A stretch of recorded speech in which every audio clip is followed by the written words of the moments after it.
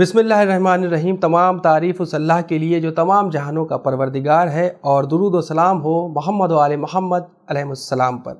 नाज़रीन सलाम अलैकुम, मैं हूं हसन आसिफ। चैनल विन के तमाम व्यूवर्स का इस प्रोग्राम के चौथे एपिसोड में इस्तकबाल है, जिसका उन्वान है राइट्स ऑफ पीपल। इस्लाम दीन ज़िंदगी है और ज़िंदगी के किसी भी पहलू को नज़रअंदाज नहीं करता है। ज़िंदगी के तमाम पहलुओं को जामे नज़र से देखता है। इस्लाम मादी ज़रूरतों को एक मुक़दमे के उन्वान से देखता है, जिसकी फ़िक्र करने वाला मानवियत और रूहानियत की मंजिल पर पहुँच जाता है। लिहाजा लोगों के हुकूक़ के मसाइल इतने अहम हैं कि अगर कोई इसमें कोताही करे तो अल्लाह उसे माफ़ नहीं करता, जब तक कि बंदा उसे माफ़ न कर दे जिसकी हक़ तलफ़ी हुई हो। पिछले एपिसोड की तरह आज भी हम कुछ अहम सवालों के साथ इस एपिसोड का आगाज़ करेंगे। हमारे साथ हर बार की तरह इस बार मौजूद हैं मौलाना सैयद हसनैन बाकरी साहब। तो आइए सबसे पहले इस्तकबाल करते हैं आगा का। आगा सलाम अलैकुम। अलैकुम सलाम व रहमतुल्लाह। आगा, ये हमारा चौथा एपिसोड है राइट ऑफ पीपल्स के सिलसिले से। जिस तरीके से कुरान मजीद की आयत है ला इकराह फिद्दीन, यानी दीन में जबर नहीं है, क्या इस आयत का भी लोगों के हुकूक़ से ही रिलेशन है? ये ख़ासकर हमारे नाज़रीन को बताएं। देखिए, अव्वलन ये जो आयत है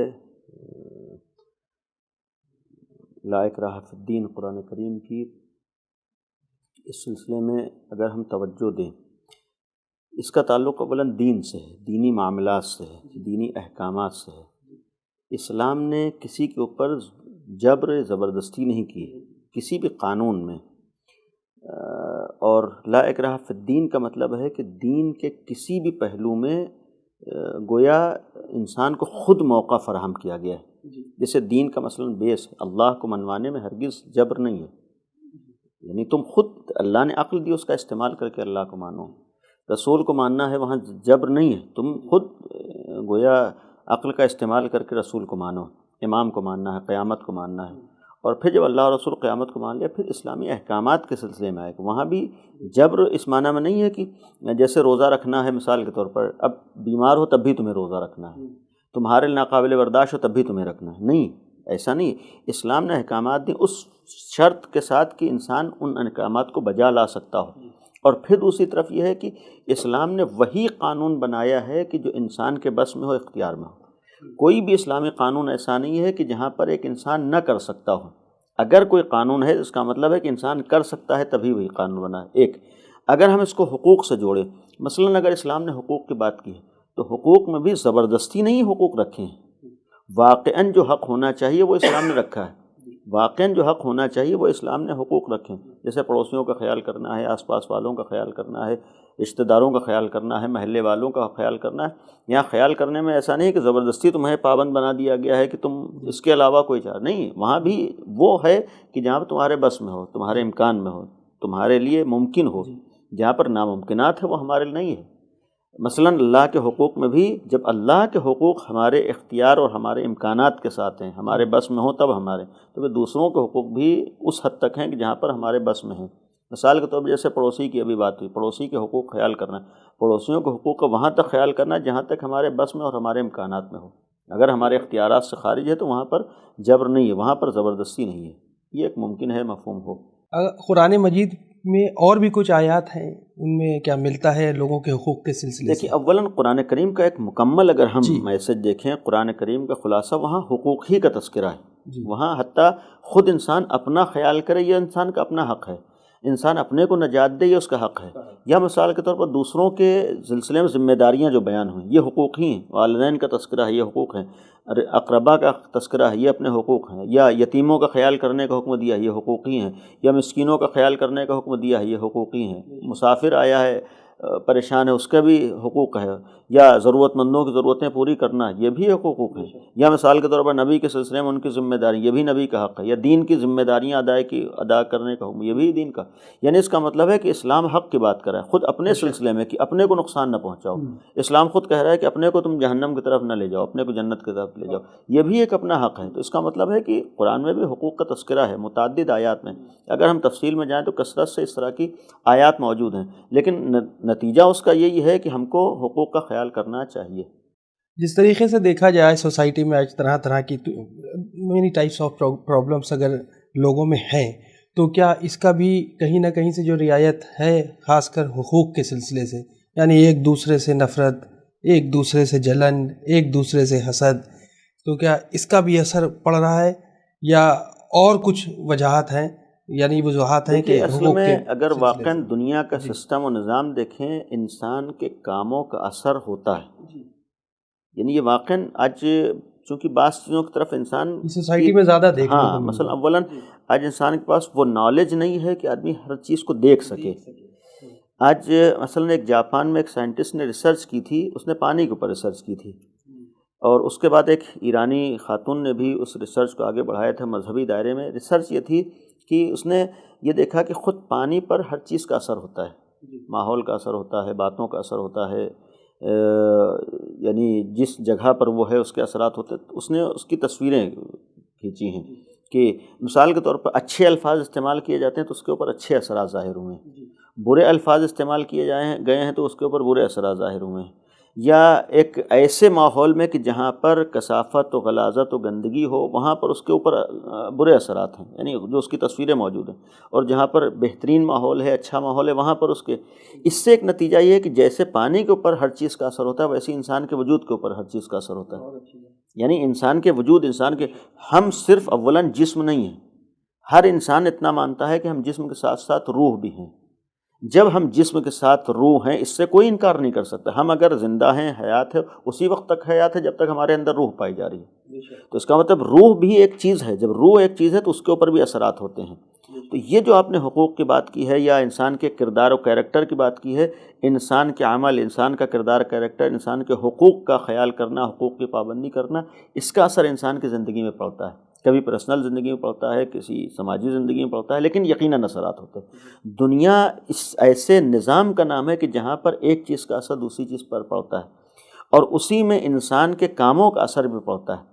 اچھے کام کرے گا تو اس کے اچھے اثرات اس کی زندگی میں آتے ہیں۔ اس وقت نہیں ہے کہ اس سلسلے میں ہم دلیلوں میں روایات و آیات، لیکن روایات و آیات موجود ہیں کہ مثلاً اگر انسان اچھے کام کرے گا تو اس کے اچھے اثرات اس کی زندگی میں آتے ہیں، انسان اگر برے کام کرے گا تو اس کے برے اثرات انسان کی زندگی میں آئیں گے۔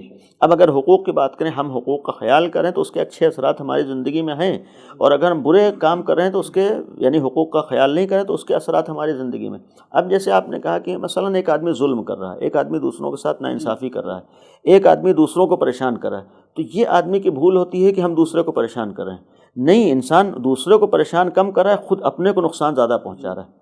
وجہ کیا ہے کہ کیسے اس کو نہیں معلوم ہے، وہ نگاہیں اس کے پاس نہیں ہے، وہ صلاحیت اس کے پاس نہیں کہ اس حقیقت تک پہنچ سکے، وہ انسان کے پاس علم نہیں ہے کہ جس کی وجہ سے ان چیزوں تک پہنچ سکے۔ یہ خود آج ریسرچ اس بات کی دلیل ہے کہ یہ چیزیں پائی جاتی ہیں، لیکن جب ہماری صلاحیت وہاں تک پہنچے گی تب ہم ان چیزوں کو سمجھ پائیں گے۔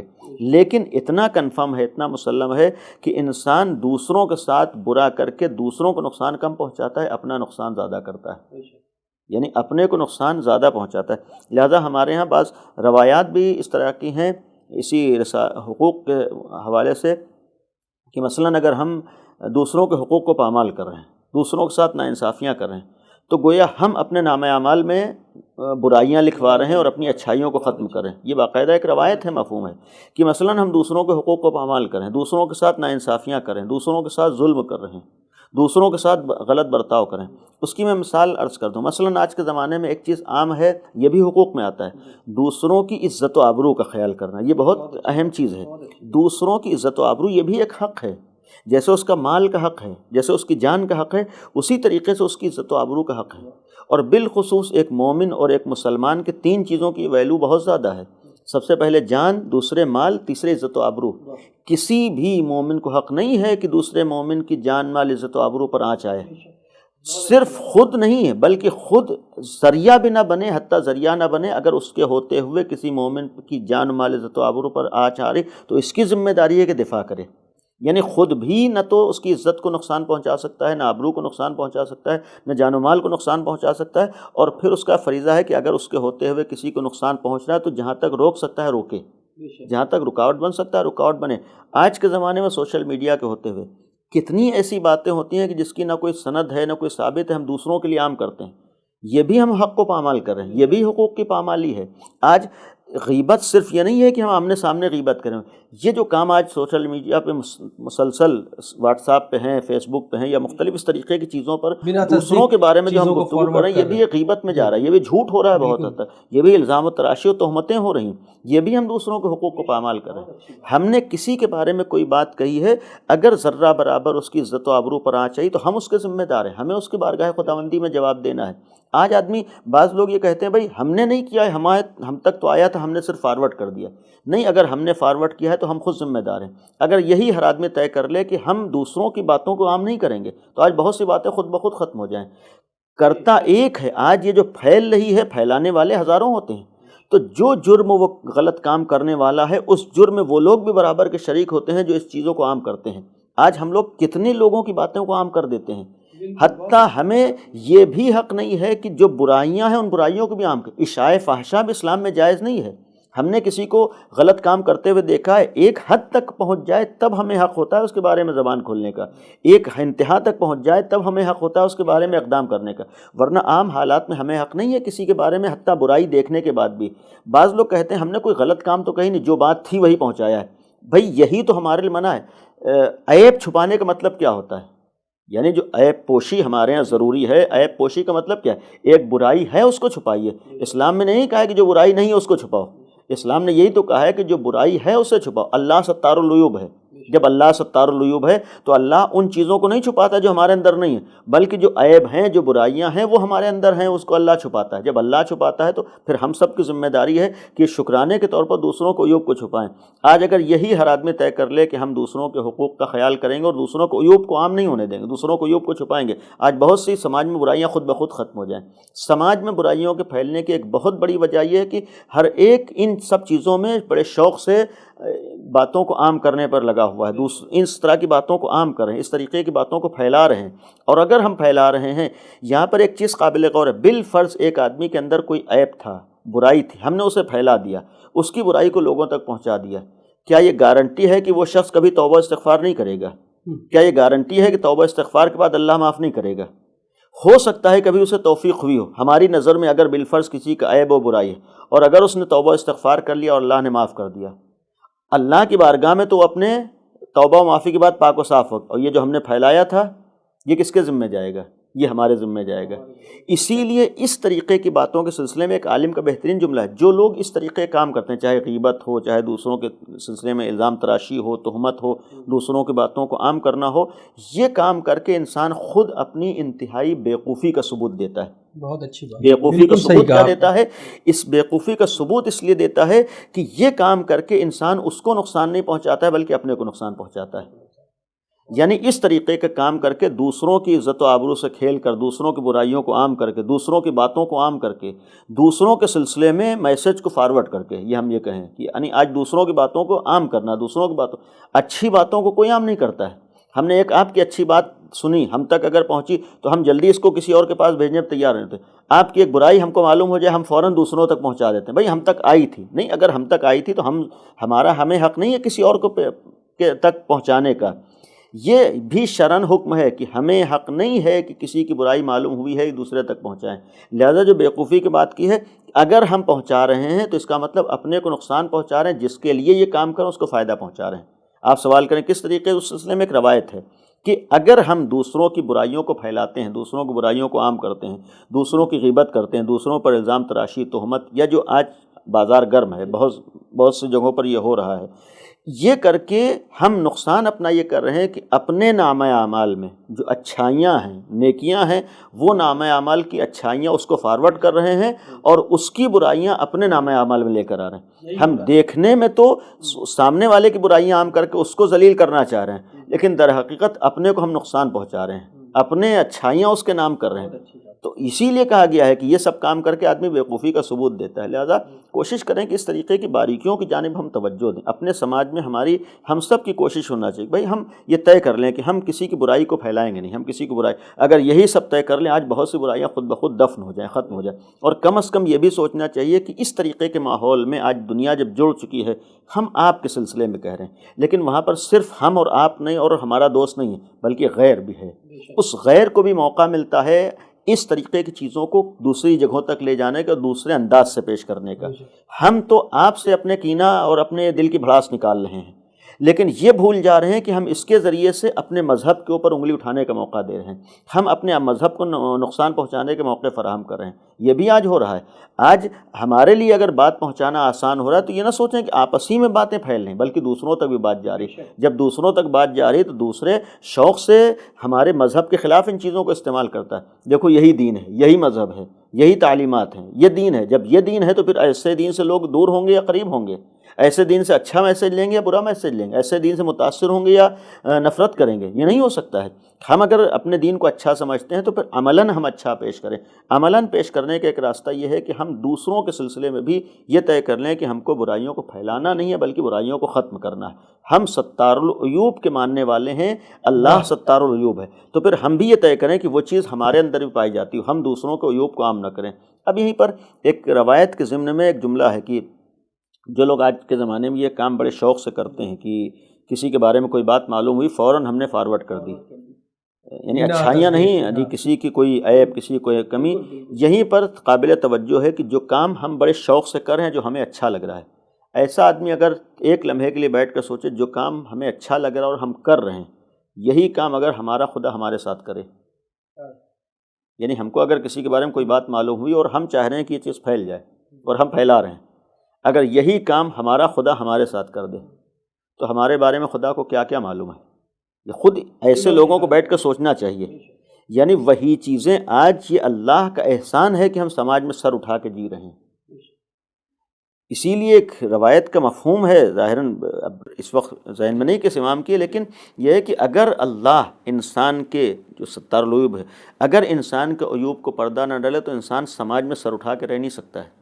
یہاں تک ہے کہ کوئی مسلمان اپنے قبرستان میں دفن کرنے پہ تیار نہیں ہوگا۔ یہ اللہ کا احسان و کرم، جب اللہ کا احسان و کرم ہے تو شکرانہ کم از کم یہ ہونا چاہیے کہ ہم دوسروں کے، اللہ کے بندوں کے برائیوں کو عام نہ ہونے دیں، پھیلائیں نہ۔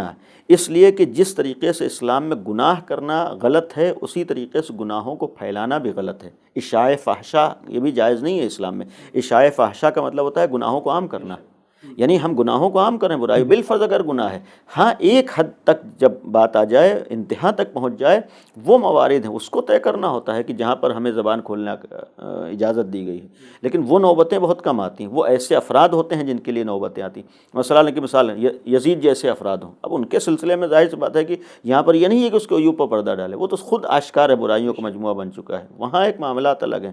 یا ابھی ہمارے زمانے میں مثلاً ایک شخص آیا اسلام کے اوپر کھلے عام جو ہے اپنے کو مسلمان کہہ کر قرآن کی توہین کرے یا پیغمبر اکرم کی توہین کرے اور پھر اس دین سے خارج ہو جائے، اب اس کے سلسلے میں ہم کہیں کہ ہم اس کے عیب کو نہ چھپائیں، نہیں، یہاں پر ضرورت ہو جاتی، چونکہ دوسرے افراد اس کھائی میں نہ گرنے پائیں، دوسرے افراد غلط فہمیوں کا شکار نہ ہونے پائیں۔ تو جب تک وہاں تک پانی نہ پہنچے، گویا سر سے پانی اونچا نہ ہو، جب تک وہ نوبت نہ پہنچے، اس وقت تک ہمیں ہر ایک کے لیے حق نہیں ہوتا، اور اس سلسلے میں یہ بھی ایک حق ہے جس کا ہم سب کو خیال کرنا چاہیے۔ بہت بہت شکریہ آغا۔ وہی ہے مولا علی کا قول کہ اگر ایک انگلی سامنے والے کی طرف کرتے ہو تو 3 انگلی تمہاری طرف بھی رہتی ہے۔